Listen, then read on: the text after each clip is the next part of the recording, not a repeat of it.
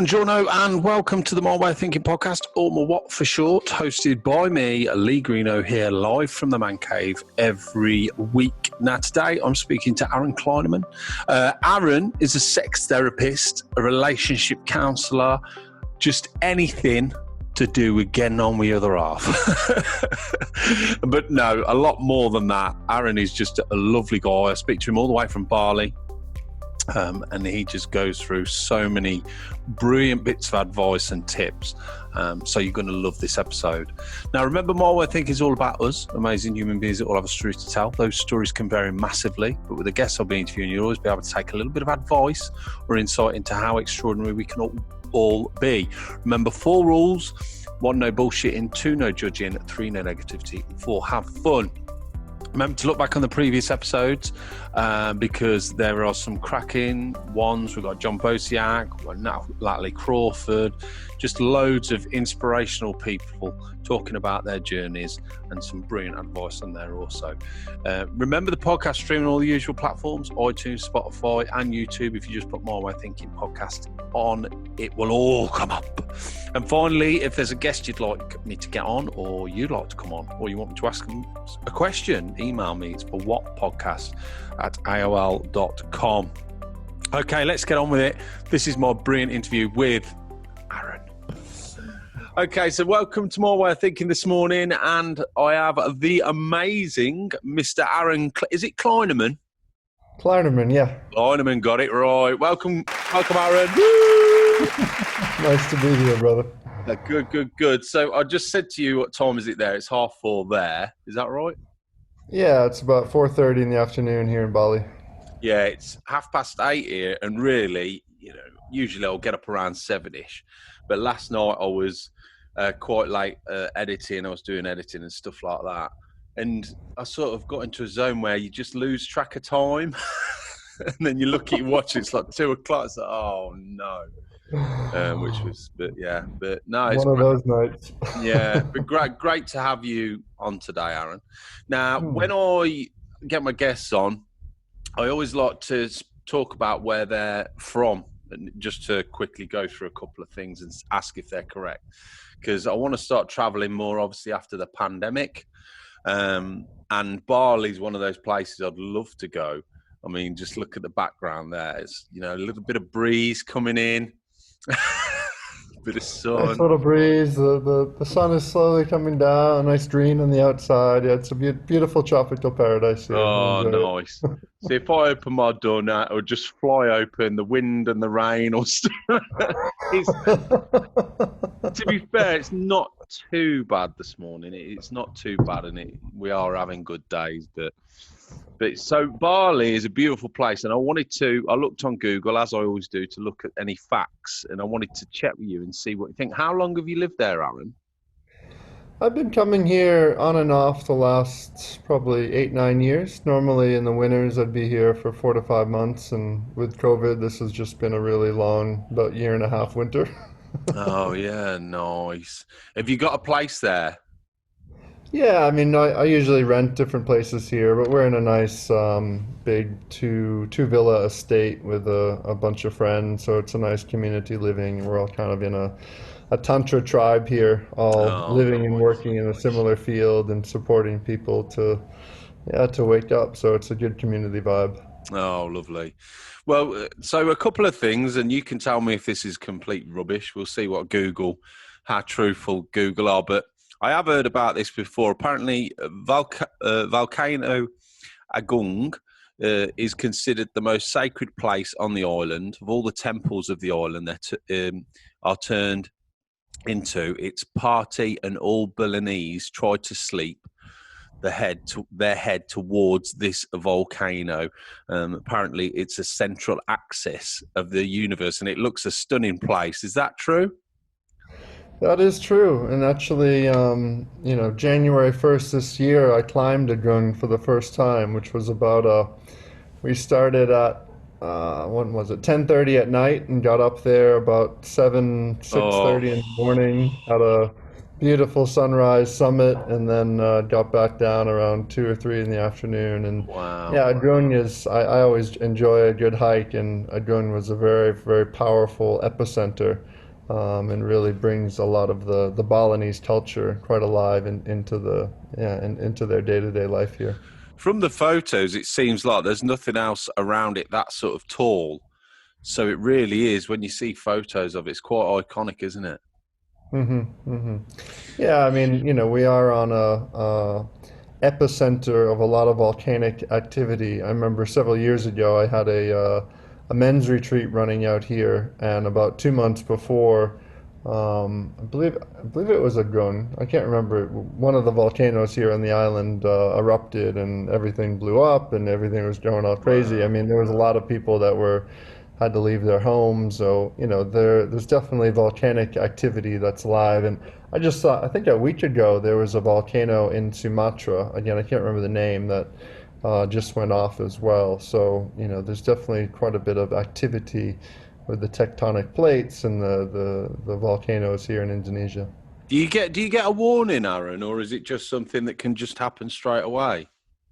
I mean, where I'm living now, I live in Canggu, that's a little bit away from the volcanoes, so we would get enough of a warning and an awareness just from, what we'd see in social media and news and things like Mm. that. But if I was living closer to a Grun, then I'd find a better way to be notified. But not really. I mean, there's some notification systems, but nothing that's really quite large and synchronized in any way. Yeah, so it's almost a beautiful thing and a very dangerous thing as well. Yeah, I mean, I'll take that danger compared to some of the other dangers that are Yeah, happening in this world right now. I think yeah, I felt incredibly blessed this last year to be here in Bali, and even with tourism completely going away, and the people losing a lot of their economy in general, you yeah, don't have to yeah, ask the Balinese to smile, and to they're just generally quite happy, peaceful, and enjoyable being people, and it's yeah. amazing to be in a culture like that. Nice. Now, the other thing that struck me when I was reading a lot different facts is apparently there's a bamboo chocolate factory there, which is the world's largest commercial bamboo building, which opened in November 2011, not far from Ubud, I think it says. Now, that interested me because bamboo is such a versatile. People don't realise. I remember going to a bike show once and seeing a bike that was actually bamboo.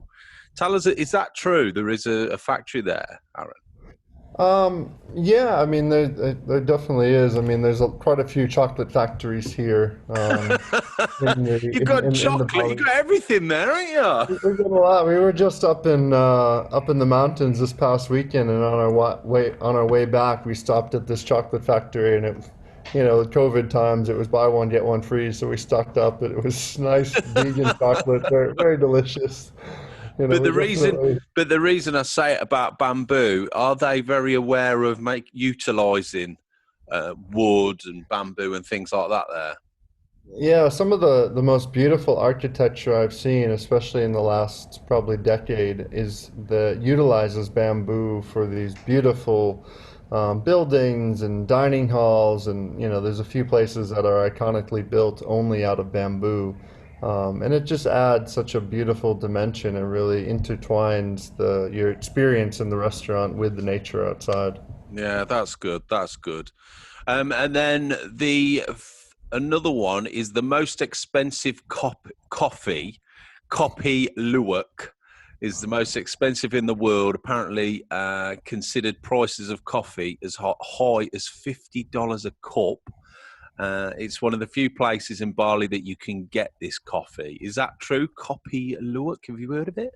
Yes, because the coffee, there's an animal called a luwak, which kind of looks like it's a little bit bigger than a squirrel, longer tail, and what these luwaks do in the forest is they eat the coffee beans. I mean, they have them now in cages, and they eat the Yeah. coffee beans, and then when they basically poop out the coffee bean, they then take that bean and then they roast it, and it has a particular amazing flavor. I mean, it's not my cup of tea, but Cup of I think for coffee. some, a cup of coffee.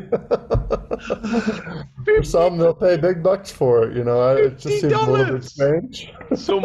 Someone is making a killing out there with a load of these luwaks in a yard, Absolutely. going around picking up crap. And then the final one, which I thought was really interesting, is the languages over there, because you talk about having a beautiful people, lots of people there, and there's 580 different languages, dialects spoken in Indonesia. Some say there could be as many as 1,200.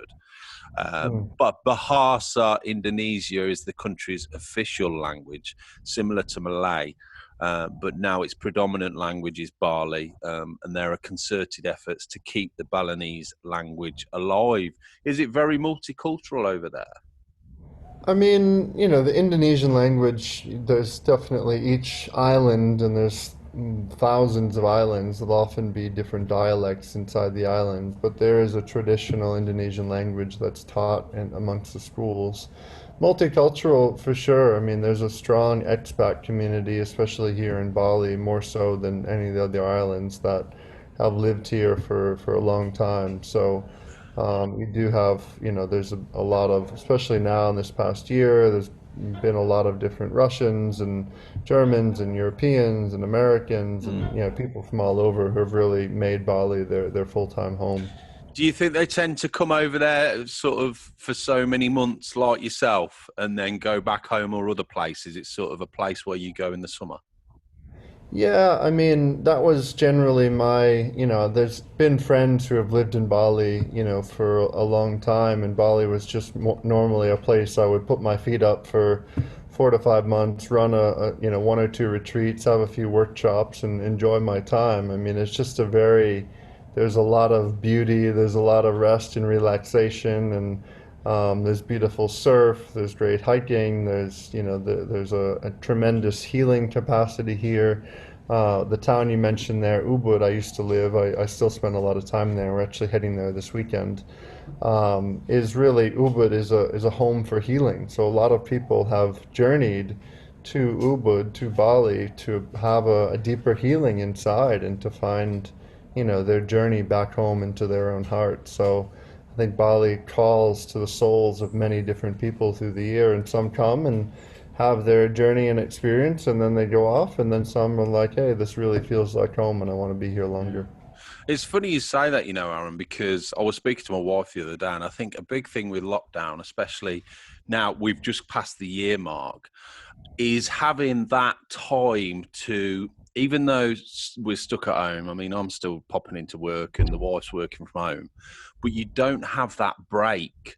Yeah, and sometimes I think it's so important to have that time, even if it's just a couple of weeks away, in another space, another country with different weather, different climate, just to clear your mind and not think of anything. Because yes, we might be at home, but you still wake up with all the usual things swirling around your head. Well, I do, and when you go away, it gives you that break, and we haven't had that through the pandemic. And I think that's what's causing a lot of mental health issues. Where we are now. Would you agree with that?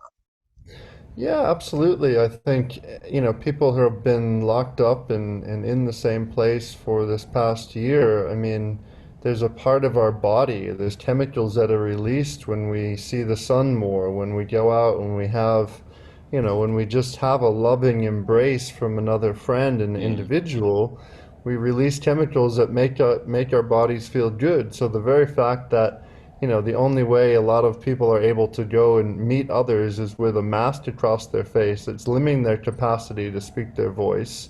That's inhibiting them to be close to their friends and their loved ones. It's like, absolutely. I mean, I was researching a few weeks back, but the number of suicide deaths that have Mm. increased in this past year, and the number of, increased mental health issues. And, in one side, it's great because I see a greater global awakening that's happening, and Yeah. people are like, wow, I've had enough. I need to actually start to take control of my own being, my own body. And, for individuals such as myself that work in this field, I mean, my business and my partner and I's everything has been thriving and just expanding massively, and everyone else I know in this field has been doing the same. Just so many more people are like, I Mm, want some answers, I want some solutions. What do I do? What do I yeah, do when I rip my partner's head off because he said hello to me the wrong way? It's yeah, like yeah. there's It's so put much that, Yeah, it's put everything yeah. into perspective, I think, for a lot of people, and especially a lot of people that maybe are stuck in a rut or something before this pandemic. Now, all of a sudden, this has happened. It's given you a lot of time to reflect and think, actually, what am I doing with my life? Where do I need to go? Because this pandemic has sort of blocked us all, and you feel so trapped. So when you get released, almost, it's like, wow, I can actually, do something with my life instead of just carrying on sitting here. I can actually look myself in the mirror and say, wow, I don't want to be on my deathbed and say, did my Mm, life really matter? I actually made a difference in the resources and the time and the experiences that yeah. I had. Whereabouts are you from originally, Aaron? I'm from Boston in the U.S. So Originally. what's that? So do you ever go back to Boston? Because that must be the two polar opposites, Bali and then Boston. What's that like? Yeah, I mean, I grew up in a small Irish Catholic town out about 35 minutes outside of Boston. Yeah, and then, went to a military school outside New York City. So I basically went from a, ship's captain navigating ships to a psychologist and therapist and transformational coach navigating souls.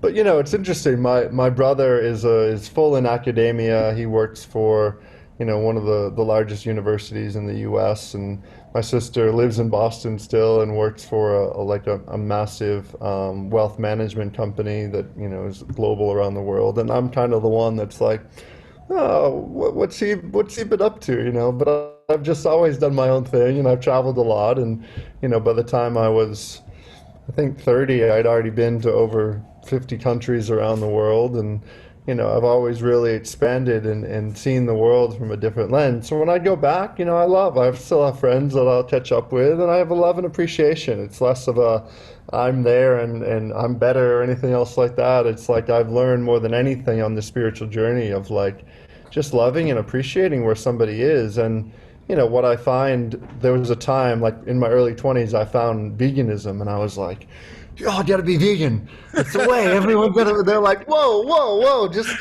Yeah, hold yeah. off on the vegan Nazi. And I'm like, but this is the way, man. It's the way you gotta do it. And then eventually, like, through time, I remember, quite a few years after all of that, and I was just letting them be. My dad had a bit of kind of a mini stroke in his brain, and I was back in Boston. He was like, so remember that vegan thing we were talking about? And I was like, yeah, there's this movie that I tried to have you watch maybe a decade ago. Do you want to sit down and watch it? He's like, yeah, maybe that'd be a good idea. I'm like, well, okay. So like what I learned is that I don't want to push my viewpoints on anyone. When the student is ready, the teacher appears. Yeah. How did that work out for him? Did he become vegan? He's definitely become more plant-based and aware. He's kind of fluctuated in his weight throughout my whole life. He's been an emotional eater, and I've tried to support him in many different ways. I mean, a big turning point for me with my father when I was 14 years old. My sister went to university just north of Boston, and we were in a 2.5 hour drive there. And one of the things that always really plagued my father was his gambling addiction. Mm, And in that 2.5 hour drive, I basically convinced him and supported him and listened to him to stop gambling. And that was a long time ago now. I was 14, I'm 38 now. So that was a total shift in the lens of perception that I began to view the world. And, he kind of became, of course, he's my father, but he kind of became someone I would talk to and was finding out about life and women and all the different things that a young teenage boy does. And I took this lens of actually recognizing, wow, there's a gift inside of me. It took me a lot longer to really be able to formalize that in a way, but I'm very grateful for that. And he really was able to listen, was able to, listen to a son who clearly loved him. And also I recognized that I had a pretty strong gift to be able to listen to someone, to support them into, vibrating more of their greatness in the world. Yeah, it's quite powerful, isn't it? And I think sometimes we take things for granted. It's quite powerful, just a conversation with someone, and talking about serious issues like gambling, addictions, and things like that. Sometimes they just want someone to listen to them, because it's interesting what you said about forcing people to become vegan. I think that's the worst thing you can do, and it divides people. The best thing you can do is listen. And people, like you say, if they make their own mind up, you've got a lot more chance of them deciding, right, I'm going to give up gambling, I'm going to start eating vegan or whatever, because they're making the decision. But if they think you're pushing the decision on them, it can do the opposite. It can make more damage, can't it? Absolutely. Yeah, and I mean that's what I see with my, day-to-day work now. It's like a lot of the individuals who reach out to me are having challenges in the bedroom or challenges in their relationship, and they're finally have hit a place of whether it's rock bottom or some place, and especially for men, it usually takes a lot of hitting our head against the same brick wall. Men. They're like, oh, it's a brick wall. It's still a brick wall. It fucking Yeah. hurts. I'm Yeah. gonna keep hitting my head, and then finally it's like, oh, maybe I need to talk to someone, and I love it. So I went to a maritime military school, so I went to a school with a lot of guys that are quite, not meatheads, but just they know how to Yeah. operate ships and like mechanical machinery, and emotional like intelligence wasn't really what we learned there. It's what I learned later Yeah. on. Yeah. But every once in a while, I've had a few recently, a couple of guys that reach out to me and they're like, yeah, so I've been watching your journey for a long time. You pissed me off initially. I was like, who is this guy? And then I'm having some challenges in my relationship. I've listened to a couple of your videos and things, and hey, bro, can we just have a chat? So I think you might not be that crazy. It's usually the general Yeah. gist of Yeah. the Yeah. message that comes I out.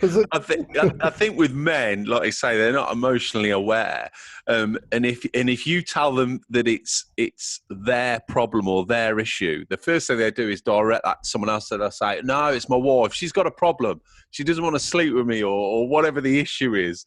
And then eventually, it must be quite nice when you get that sort of spark off them that they turn around and go, oh, it is me. Whoa. I didn't realise that. Oh my God. Wow. I reflect, I remember my brother who's 8 years older, and, he has two kids, and I love being an uncle to them when I see them in non-COVID times. But for so long, his youngest, was always get really frustrated by his youngest being very stubborn. And very, like, he's very stubborn in all his ways. And, I'd see him in the summertime, we'd be talking about this, and I'd be like, hey, Ben, it might have something to do with the stubbornness inside of you. And it was never really landed. And then it's probably two or three years ago, we were talking. We usually have nice late night catch ups, in the summer when we catch up. And he's like, oh, I realized something so amazing.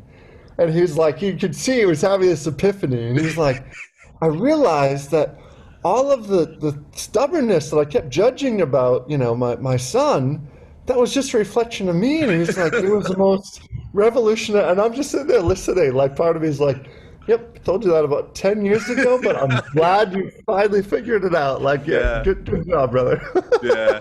I find it's quite interesting. As I get older, I'm definitely more self-aware. And my son now, he's growing up now. He's 19. And because he's a lovely lad. He's a great lad. But of course, we're going to have arguments now and again. Now I find as I'm older, there's a lot more times when we'll have an argument, I'll step back and I'll think about it from his perspective, because we do clash now and again, and especially with lockdown.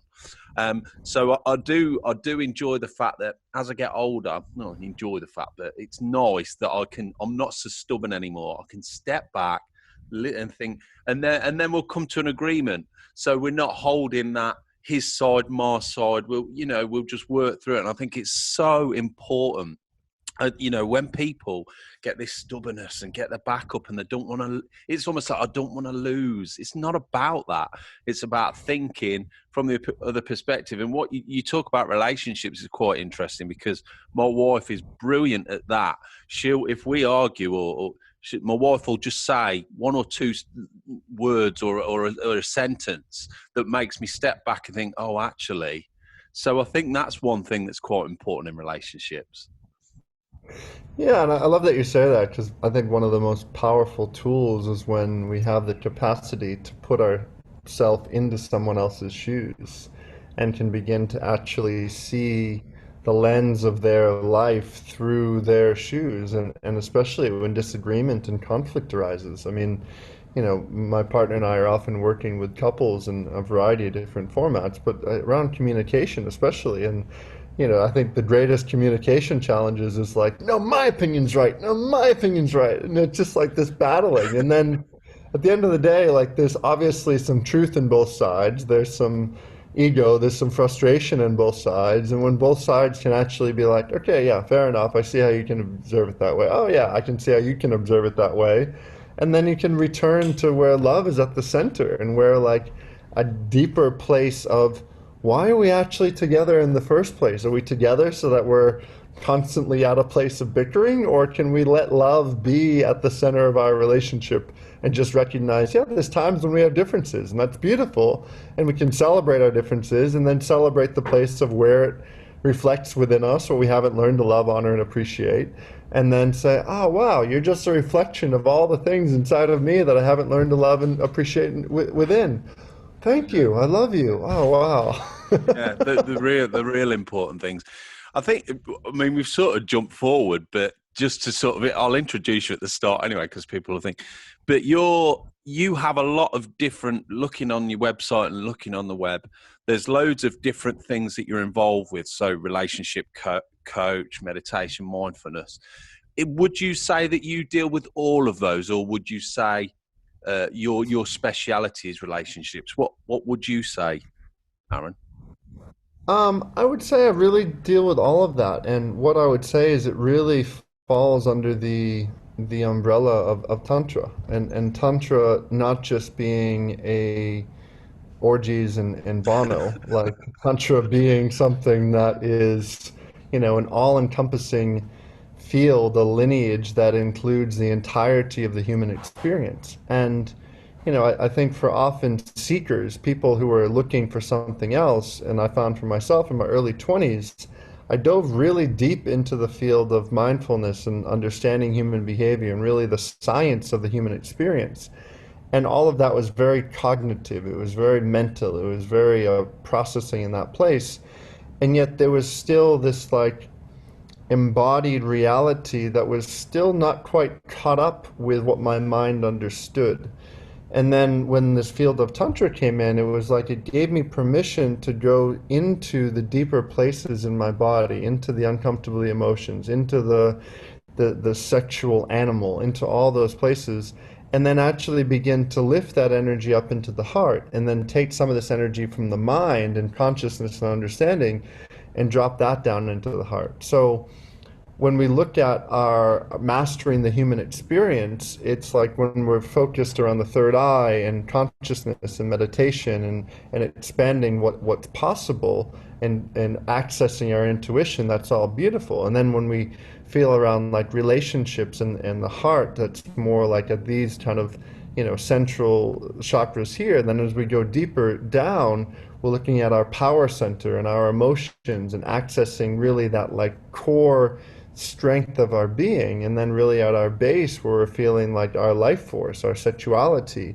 So when all of these can be in alignment, then we begin to recognize ourselves as a being that can fully access life force energy and the potentiality. So my reach in all of that, like there's times when I'm having a very esoteric conversation around philosophy and concepts in the brain, and I love that. And then there's times where it's this very raw, primal, like state that isn't necessarily even understood, and I love that as well. And I think when we can waver inside of all aspects of our human experience and celebrate it, and meet it through the eyes of love, then the vibration could begin to change in terms of how we're showing up in the world. And that's why it all kind of lands in that same umbrella, if you will, of Tantra. And, I say that, and often people don't understand Tantra because it's usually associated to just sexuality. But the only lineage, the only spiritual lineage I've come across that includes sexuality along with everything else is the field of Tantra. And that's why it's like, okay, I couldn't just keep myself as a mindfulness coach and as a transformational coach without including sexuality, because that's where I was seeing there's so many of people's issues were lying. So I wanted to increase the umbrella of what I was able to support within my own journey, as well as the journey of others and clients reaching out for support. I think it's interesting that as a I can't really speak for a woman, but as a male, we can be quite one dimensional almost, especially if you meet men that are not emotionally intelligent. We can be quite, I'm a man, I'm masculine, I have sexual urges, this is me. And what you're saying is it's so much more than that. It's you're a complex human being with all these different things. And I suppose to understand all that is so much more sort of life affirming, life changing, if you like. And is that what you're doing there when you coach couples and men? Yeah, it's like I think a basic framework that's good to start with is to understand the duality of the human experience. And when I say duality, I mean that we're both in male bodies, and we've been raised since we came out of our mother's womb as a man with with certain genitals, with certain ways of experiencing the world. There's a whole other framework of humans who are females, and they have a human female body journey. So duality is saying that, yes, I'm in this male body, but I'm a bioelectric magnetic being. And I say bioelectric, meaning that the smallest thing inside of me is a cell. A cell is a positive charge and a negative charge that annihilate each other to a point of equanimity. Everything in our world, wood, phone, everything is cells. Cells are always finding equanimity to create form and structure. So the form and structure that we know, the two of us, is a male body journey. Yet inside of us, there's also a feminine essence. Now, it doesn't mean that I'm going to go become a woman and, change my sexuality. It just means that if I'm going to know how to master the human experience, which is what I want to do, so that I can actually access the wisdom of my soul, then I have to begin to lean into the uncomfortable places that are often more associated to the receptive, tender energies of the feminine inside, which is usually the emotions, the chaos, the wild, the crazy. And for most men, we're not taught that that's normal, because as a young boy, it's like, don't be emotional. Big boys don't cry. That's not allowed here. We're taught to not be emotional. So our emotional body for most male bodies has been suppressed and compressed and pushed down. So when a man gets emotional, generally it's like, oh my God, domestic violence, shit's hitting the fan, this guy's gone crazy. Because there hasn't been an education for most man bodies of how to move the emotional body. Yeah. And so he accesses it. He thinks something's wrong with him because he's been told by society that he's not supposed to be emotional. But basically society's been telling you the whole time, only one half of you is welcome. We don't want the other half. So imagine, and just put it into like a fairy tale picture, imagine that inside of like probably 90 to 95% of the male bodies on this planet is a little, probably 7 or 8 year old caged up little girl who's been fucking pissed off, who's been pushed down, who's been antagonized, who's been told to never show up. And like, what does that male body do then? He creates as many structures and forms around him to try to make it so that that little girl can't be accessed. Yeah. When you deal with relationships, and trying to coach these people, do you find that sex is always the main, that's the thing that people go to, but it's far deeper than that?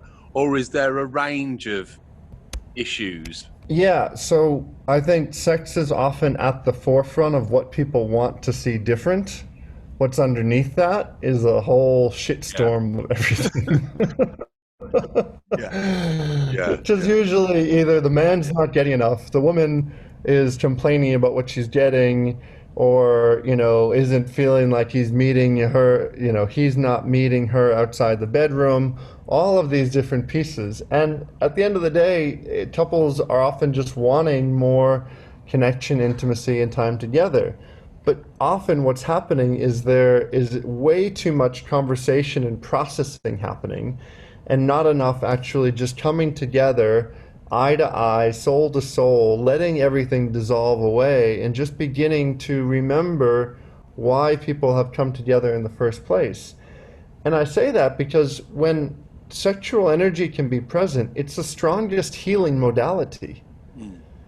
But what that requires is a lot of vulnerability to show up and to take away the agenda.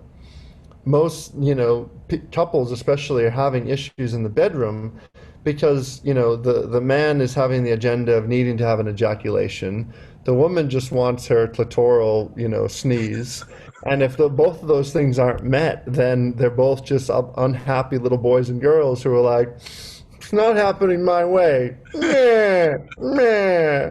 It's like, okay, well, let's get underneath that. Let's see what's happening. Where are your unmet needs? Can you communicate? Man, start to arouse her before you get her undressed. That means that you send her messages, you reach out to her, you have a genuine interest about her other than just taking your clothes off. Women, you recognize that a man's body, if you want his heart to open, then his sexuality has to open. And so it's like ergonomically, this is the biggest issue. And I'll explain this. So it's like women's bodies, the only way a woman's yoni opens is if her heart is open. And the only way a man's heart open is if his sex gets activated. So we're working with complete polar opposites. No wonder why there's so many issues, right? It is. And also, to be fair, men can be quite selfish as well. Of course. And a lot of women are emasculating men, and they're cutting off their balls because they're not meeting them in a certain way. But it's fucked up because they want their balls, they want to be fucked to God, but they don't want to surrender enough to be fucked to God. So it's a walking contradiction. Do you find, how successful are you, Aaron? Do you find that every couple goes away and says, oh, that was amazing, or you've sorted it, or do you find it's 50-50? What sort of, how many times do you actually, does it work? Does it get through to couples? Because I suppose it can split couples up as well. For sure. What I find is that when people are willing to do the work, they're always going to return to love. And returning to love doesn't necessarily mean that they're staying together, because sometimes one of the partners has been staying in the relationship and they haven't been honoring themselves and they've wanted to step away for a while, but they've been afraid of losing love. Or, it can be a variety of different things, but when the layers get taken away and the masks get removed and two people can meet in that vulnerable, authentic place, then the only thing that's ever going to be revealed is how can love show up more. And I'm not just saying like a mushy-gushy love, romantic love, but an embodied love where you can look at your partner and consciously say, hey, yeah, I want to continue diving deep into the mystery of life with you. Or, you know what, I love you and I really appreciate you, and I think maybe our time is come to completion. And being able to do that consciously. I think one of the most beautiful things couples, when they're not in alignment anymore, is have conscious uncoupling. And that's challenging at times because often people are afraid of stepping outside their norms. They're afraid of doing anything differently. And if they've been in a relationship for the past 15 years, it's going to feel uncomfortable if you're on your own.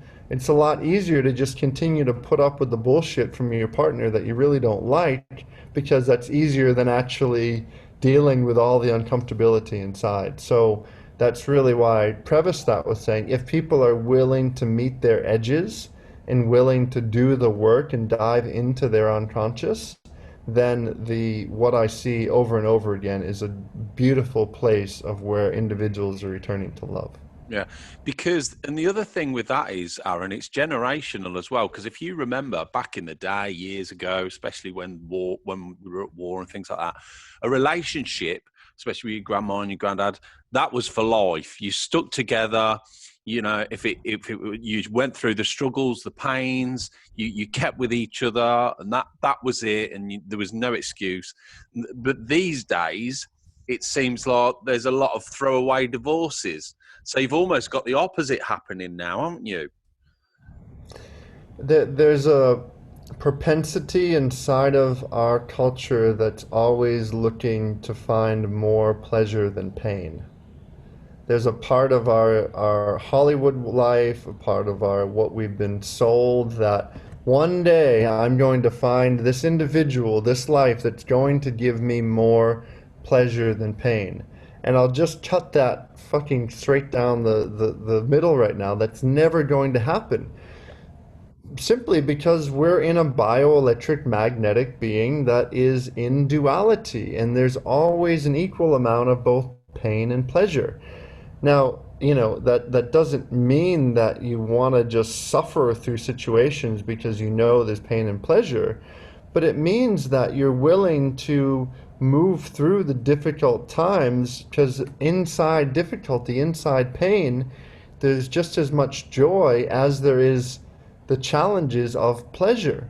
But it's letting go of our addiction to wanting something, a white picket fence, wanting something to be a way that we're not going to have challenge. There's always going to be drawbacks and advantages. There's always going to be good and bad, and kind and cruel, and naughty and nice. We cannot have life any other way. When we're able to transcend and move through all of that and find authentic, embodied gratitude for both perceptions, then we can actually find the deeper cosmic realms, or wild,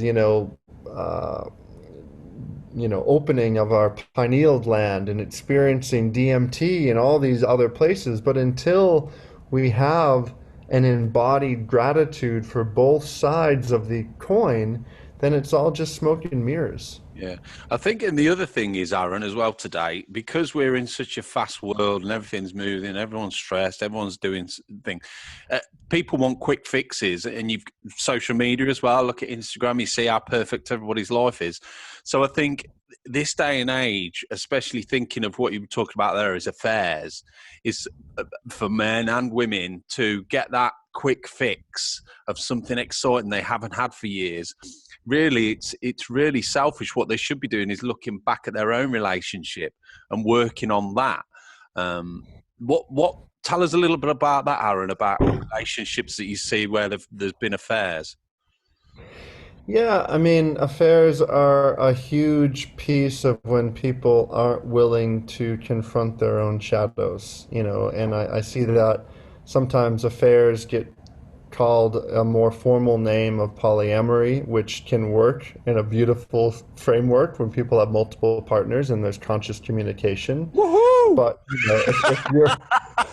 if just said it weren't about orgies. yeah. But if you're having a polyamorous relationship but only one of you knows, that's not polyamory. Damn. Yeah, Damn it! That's good. I should have told her. That's a good point. And that's like that. But that's funny, because the reason affairs are often happening is because an individual isn't willing to sit with everything that's been coming up, that's been reflected back to your partner. Because how long have you been married now? 10 years. Coming up 10 years this July. And we've been together longer, yeah. Oh, beautiful. So you've been in a relationship, so she knows you pretty well, right? Yeah, she Yeah, knows your good side, she knows your ugly yeah, side, she knows all of you. yeah. And would you say that in many ways, if you can utilize that, like your relationship with her and everything that she reflects to you as a spiritual practice, would you be open to that as a place for your evolution and growth? Yeah, yeah, of course, yeah, yeah, Yeah. But most people aren't on that train. They're like, oh, my partner is showing me all these things that I can't own inside of me.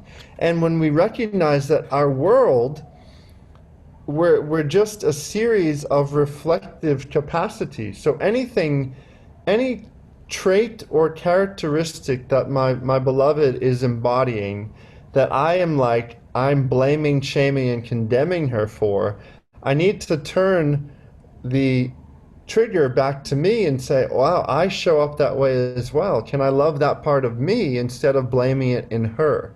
yeah, The reason affairs are often happening is because people get bored, they get triggered, and they get annoyed by their partner. So they're like, let me go get a quick fix on the other side where I don't have to actually feel what's coming up. yeah, Because new love, new sex, it releases all the new happy chemicals and it's great and it's fun, it's amazing.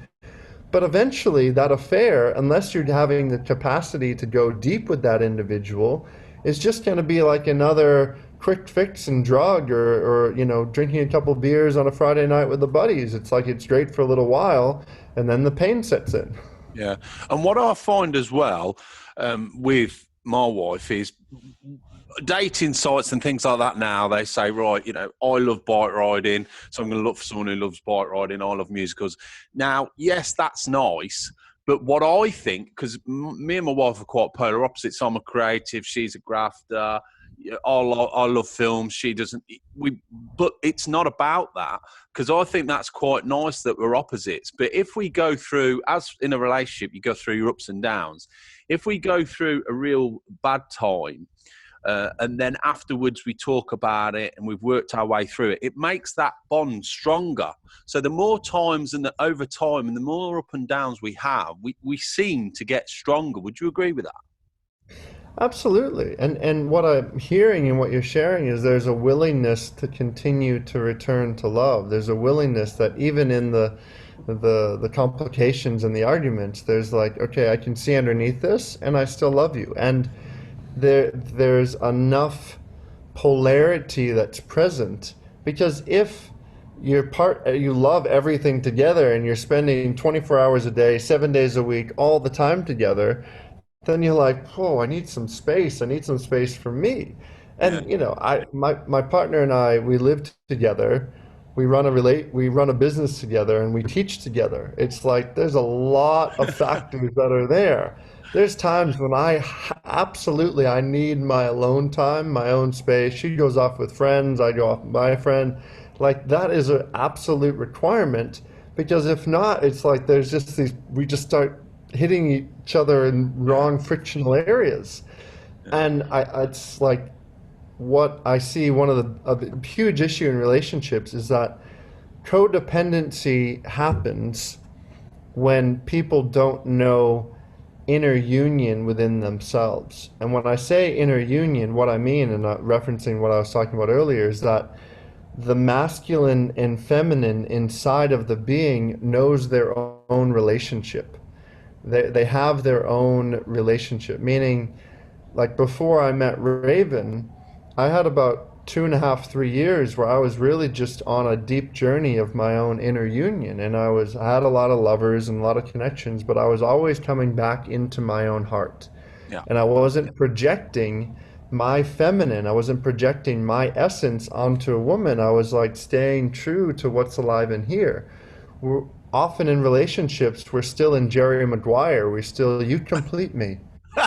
You complete me. We're looking for someone to complete us. It's like, look in the mirror right now. You complete yourself. And then when you can be in a relationship with another and you can get celebrated by that being in their own inner union, then there's just a whole other area to play in. But when you're relying upon another person to complete you, then there's a whole shitstorm of trouble along the way. Yeah. I believe, yeah, I blame Tom Cruise for that. Yeah.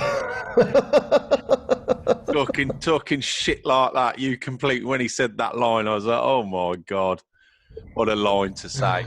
So now, Aaron, so you Oh, get dude. involved in all this in your Yeah. 20s, you're finding yourself. Just tell us a little bit about mindfulness, sort of your meditation and things like that, because this year, the last few years I've been saying, right, I'm going to get into meditation, and this year I'm really trying to push myself because I do think it's important. Tell us a little bit about that, Aaron.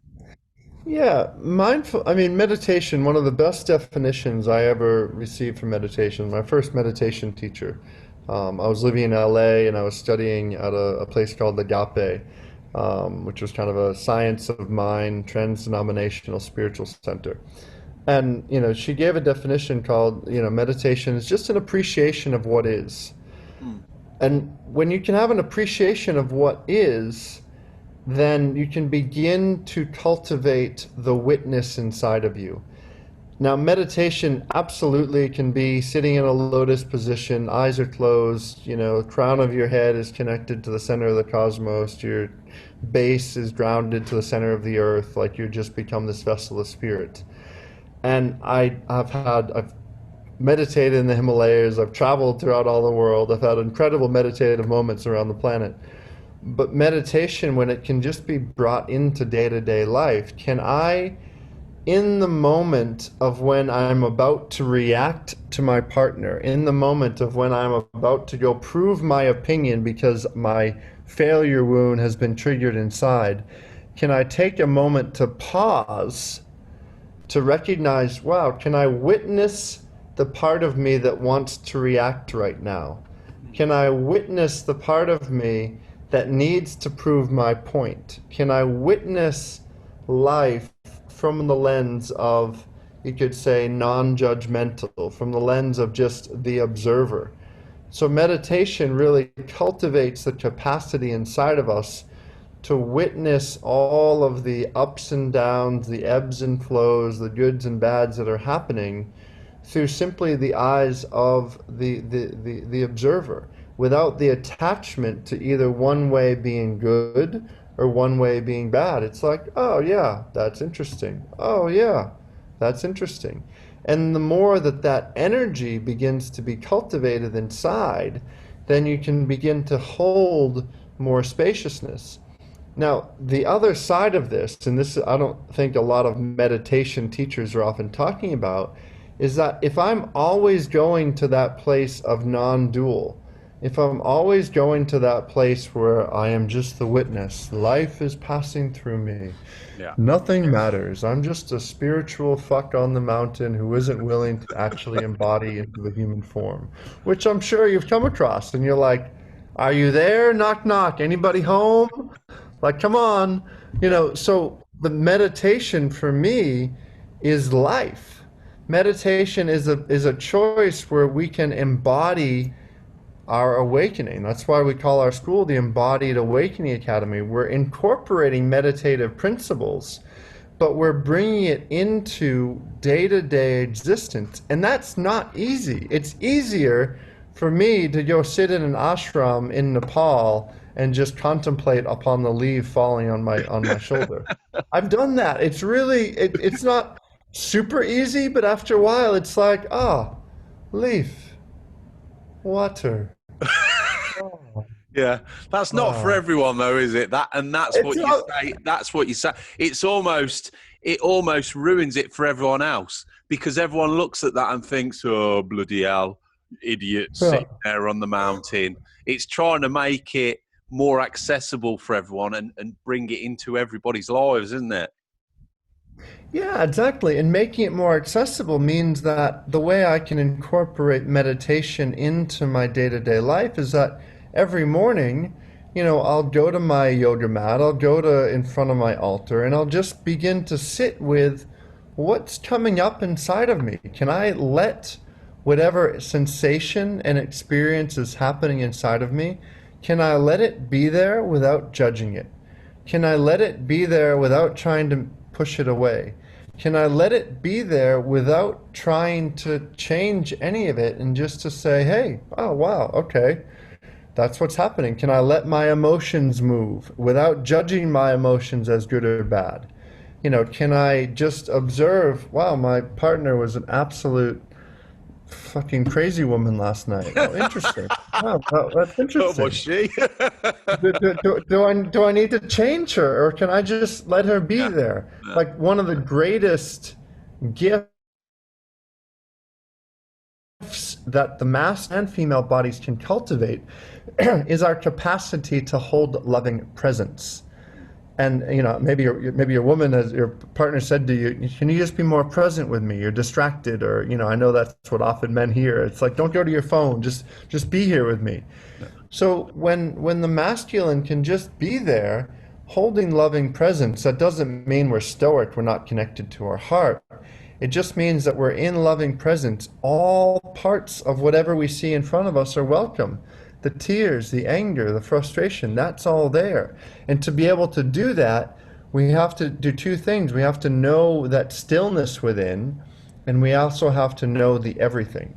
It's like the stillness, I can look at this water bottle. The stillness is the form of this water bottle. It's like this pillar of presence. It's glass, it's form, it's all of that.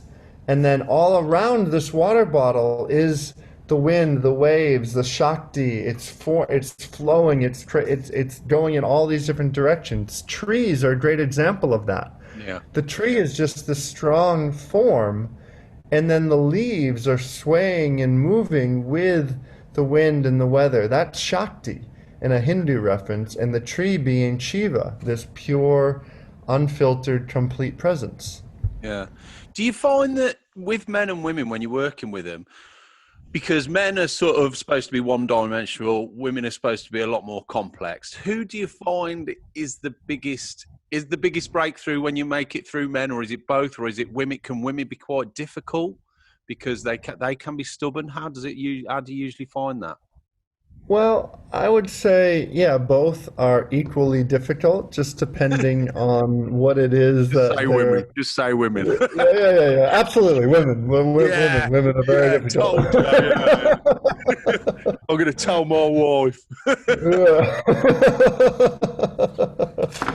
Yeah, it's like we all have our own unique set of patterning and conditioning, and all of that pattern and conditioning is what we bring to relationship.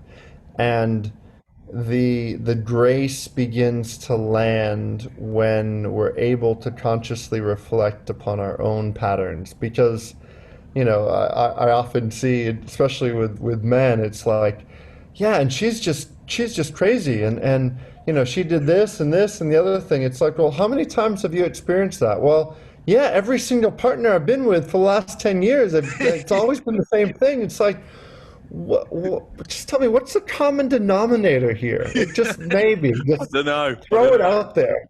I don't know. They're all the same. They're all doing the same thing. It could possibly, you could be the possible denominator. I don't know. Call me crazy. Don't know. Like, I noticed in my own relating, there was a very similar patterning in all the women that were coming into my life for a long period. They even all were around the same birthday as my mother, to the point in which I was like, I think I met this woman. I was living in Singapore at the time, and we were hitting it off, and it was sexy and it was beautiful. It was many years back. And, probably I think the second or third date, I was like, so just tell me, what's your birthday? And it was like right around my mother's birthday. And I'm like, I really enjoy you, and I know where this is going to go. So I think I'm just going to end this now and do both of us a favor. She was like, what? What did I do? I'm like, nothing against you. It's all me, honey. I just know I've attracted the same thing again, and it's time to actually kick this in the ass. Yeah. And since I did that, I haven't had that same archetypal woman again. I suppose that's a good point, because as a man, when we first get into a relationship, it's all about the sex, isn't it? Yeah, she's great in the sack. But that's where marriages can go wrong, because if you're great in the sack, but you're not looking at the emotional intelligence and the how you're actually getting on, then you get married, and then a few years down the line, you're like, actually, I should never have married this woman. You see that, don't you? Absolutely, absolutely. And then it's like, oh, let me just go find another woman who's good in the sack. So I'll cheat on this woman. I'll go find a new woman that I can make love with for a couple of years, have all the happy chemicals, and then when that dies, oh wow, oh I think I need to find a new one.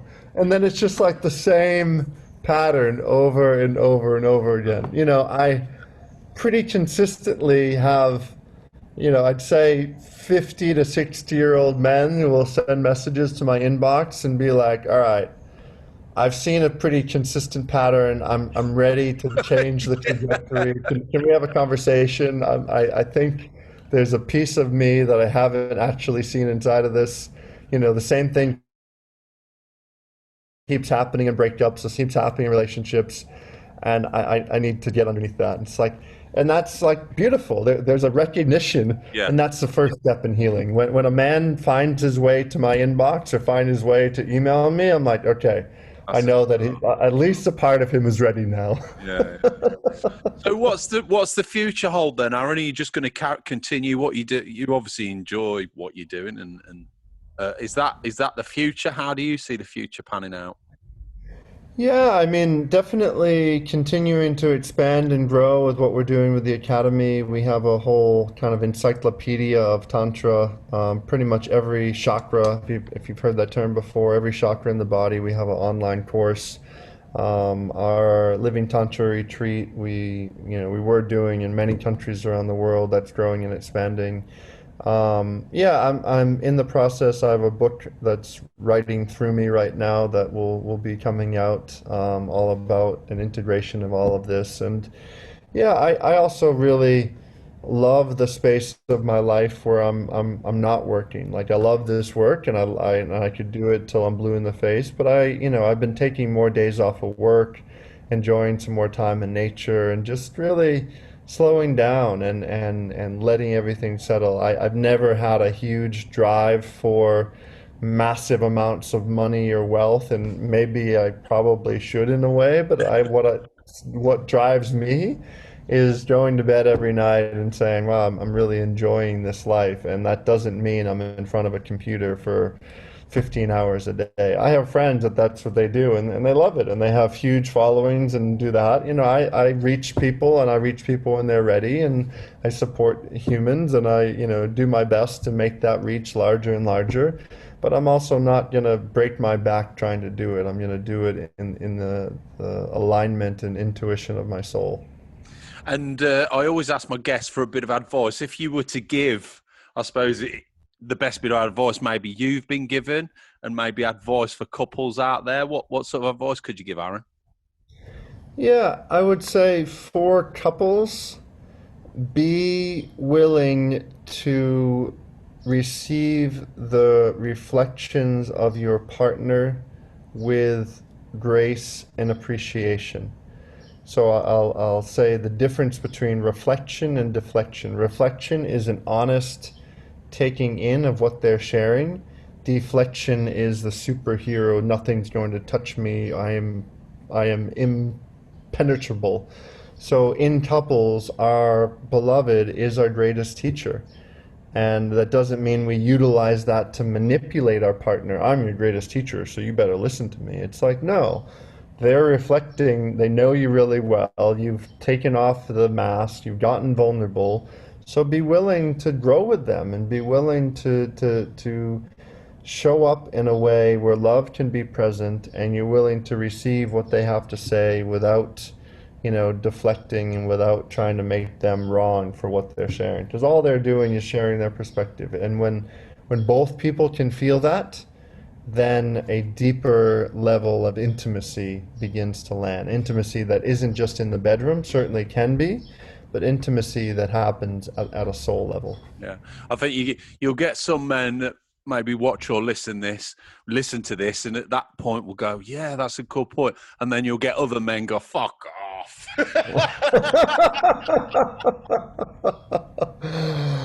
Absolutely, and to the men out there especially, like I know the place of deflection, arrogance, and ignorance so well, And what I would say, like more than anything, is are you willing to let your ego drop for a moment and let your body feel? Because, and this is actually, I'll just tie this into orgasm. The same energetic channels that your emotional body moves through are the same energetic channels that allow for a more multi-orgasmic experience. So if you're a man listening to this and you want to be multi-orgasmic, get a relationship with your emotional body, or else it will never happen.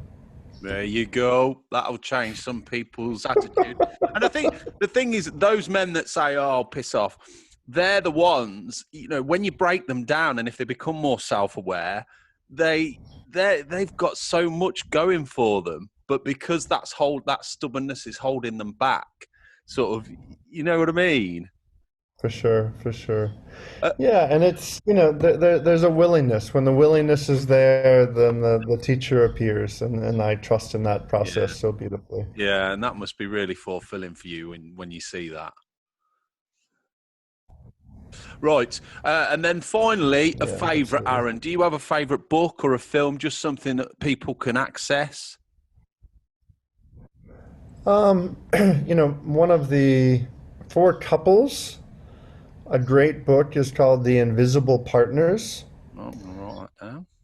and it talks about the contrasexual relationship inside of partnership. It's phenomenal. And I would, a great individual that really set a powerful tone for all of this field, David Data, Way of the Superior Man, Finding God Through Sex, great books that really are quite powerful. And yeah, if you're wanting any free resources on all of these conversations on our website, we have a plethora of information and free articles, blogs, videos that people can dive into and have a whole education without even opening their credit card. So The Invisible Partners. I'm going to write that down. I don't need it. I'm just going to write. yeah, just write it down. Just maybe maybe it's an audio book. Who knows? Yeah. So you say about free information and ebooks and things like that. Where can people find you, Aaron?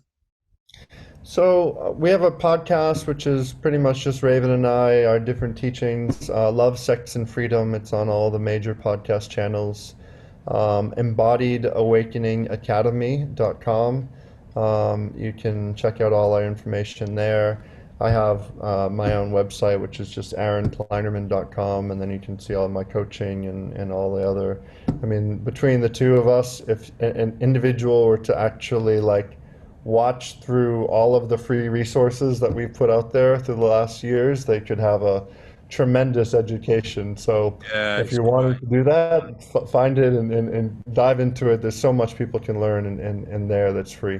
Yeah, I've had a look around and on the resources, and it's just great. You've got so much on there. So, it's really good. Well, look, Aaron, it's been an absolute pleasure having you on today. Thanks so much for taking time out in Bali, off your hammock to talk to I gotta get off every once in a while. But yeah, just make sure you keep doing what you're doing. Stay in touch, and maybe we'll have another chat in a year from now and see where you are then, because I can just see you growing and growing. It's just brilliant what you're doing.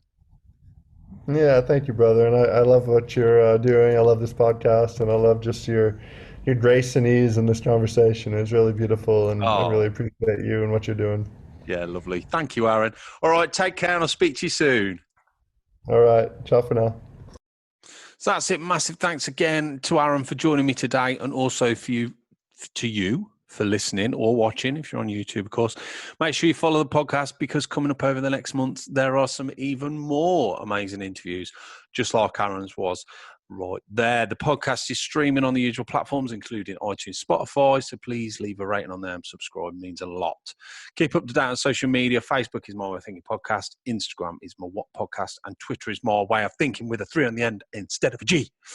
Every week, I also put the whole conversation on YouTube. Just put My Way of Thinking Podcast. And finally, if you think you'd be a great guest or you want to get in touch, email me. It's mywhatpodcast@aol.com. Okay, have a great week, everybody. Until next time, God bless and take care.